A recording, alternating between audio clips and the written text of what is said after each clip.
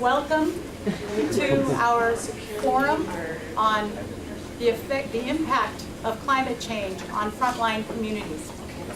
My name is Teresa Enrico, and I am part of an organization called Sustaining All Life and United to End Racism. Good afternoon, my name is Didi Ibarra. I'm the tribal chair of the Rumsen Amathuratai Ohlone, which in our language is Rumsen people of the Ohlone land. And I am also an elder on the American Indian Movement SoCal chapter. My name is Bernadette Dementif, and I'm from Fort Yukon, Alaska. I'm from the Philippines, the city of Cebu. Yo nací y crecí en la Ciudad de México. I was born and grew up in Mexico City. I am Ayan Rivera. I am Aaron Pedrosa from the Philippines also. I'm the chairman of the Suquamish tribe. Hola, me llamo Leonard Forsman y soy el presidente tribal del tribu Suquamish. I come from the Mojave Desert in Southern California. I'm from Nooksack, Alaska. We are an international group of people that are committed to ending the divisions between all groups of people.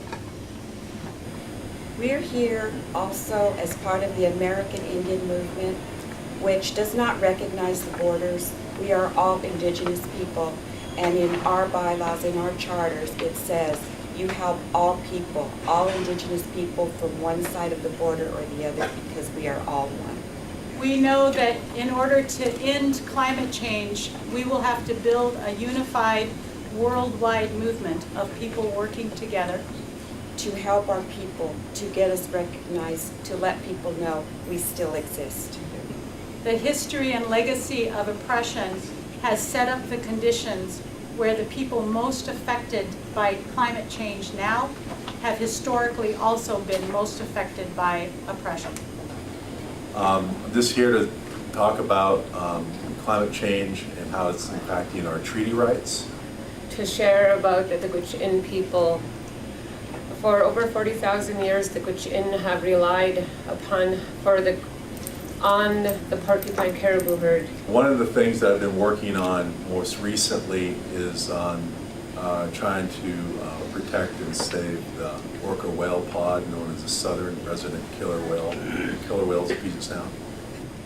Where my elders and my leaders formed the Gwich'in Steering Committee. Our purpose is to protect the porcupine caribou herd. Three things that are threatening the orca whales: lack of food, lack of salmon, toxics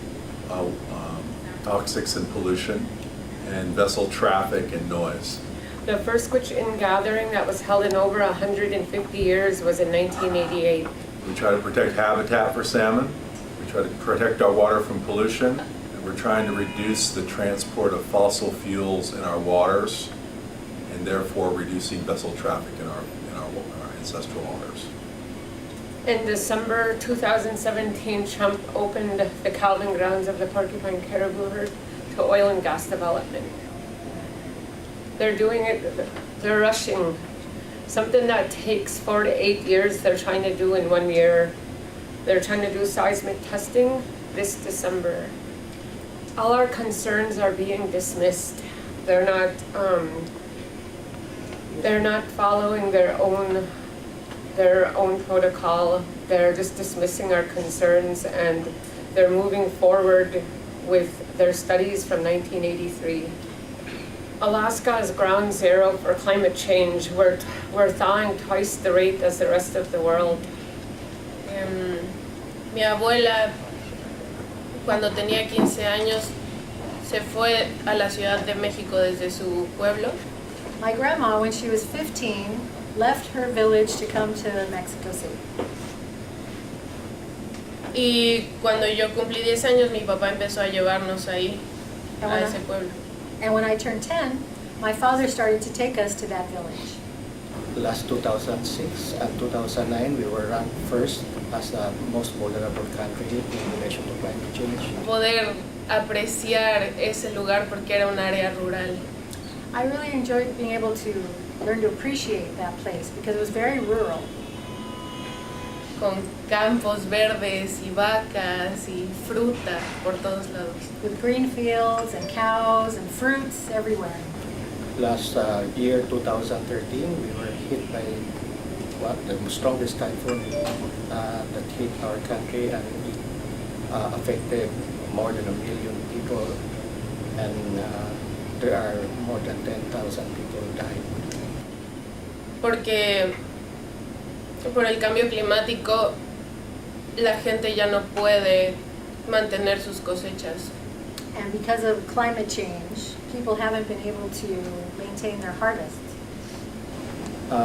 We were so happy that last 2015, the Conference of Parties agreed on a Paris Agreement to limit global temperature to 1.5. We learned that most of these countries, particularly the developed countries, are not living to its promise of curbing carbon emissions. ¿Y qué está pasando en otros pueblos? But something that's going on in this particular small town, and it's happening in other villages as well, Es que el narcotráfico está tomando poder porque la gente ya no tiene dinero. is that the narco trafficking is been taking over because people now are left without any money. La gente solo habla de los carteles en México. People talk about just, the only thing they talk about from Mexico are the cartels.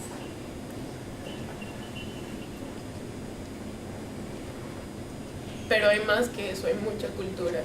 But there's a lot more there, there's a lot of culture.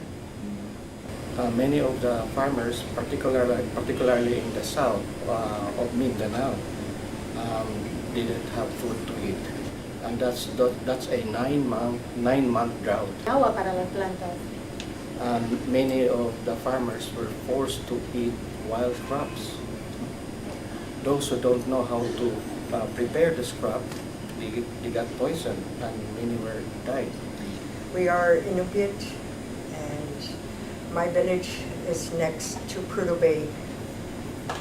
National energy policy is affecting our daily lives. We are wrapped around, we're kind of a valley, we're wrapped around by the Sierra Mountain Range. We have over 1,000 oil and gas wells that have been drilled within 75 miles of my village. A big portion of our water comes from the snowmelt that goes into our underground rivers and washways. That's how we get a lot of our water. Historically, we get 1 or 2 big snows every year, even in the high desert at 3,000 feet above sea level. A few years ago, I went to check my fish net. We put our nets under the ice. We had rain in November. I broke through the ice. I had to walk 3 miles to get home. 7 hunters and 2 elders broke through the same day I did. 5 years ago, I built with my community earth dome, technique called super adobe. Last year, the Arctic Ocean did not freeze over until January. It should freeze in September. I was really excited because I wanted to take a picture in the wintertime with the snow on top of the dome. And that's very unusual in even my short lifetime to not have a traditional snow at least once or twice a year in the wintertime. When we take our fish out from the fish nets, we're seeing illness. And we had some of the biggest fires we've ever seen because of the lack of moisture in the high desert. We see illness in our caribou. And homes are being burned, and communities are being burned up through these fires. I'm fighting for them to stop flaring the gas near our village. And the county, local government approves for the homes we built in the same place and the same way. En vidas. Our ice cellars are not freezing. We cannot store the bullhead whale that we feed our families in the freezers. To be burned again the next time the forest catches fire. We want to have people learn about the issues in Alaska and help us protect our health of our people and our animals. The institution that created the technique, CalEarth, of natural building, are told not to build buildings that are sustainable.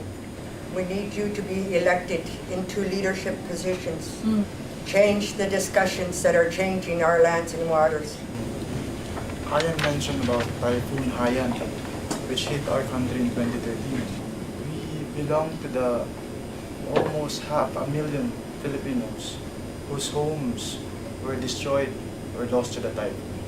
Our home was destroyed. and my entire family almost perished because of the storm surges. You see the water from the bay and the sea and the lake, they all came to the houses 15 to 20 feet high. Our place is in the pathway of the typhoon, and that has been the case for the last 20, 30 years. So that whenever there are typhoons that come to Tacloban City, that is my city, it's like, it's normal. People get heavy because classes would be suspended, work would be suspended, so they get to stay home. But when Haiyan happened, it was a totally different thing. We weren't prepared. And I found our house totally destroyed. I thought everyone was dead.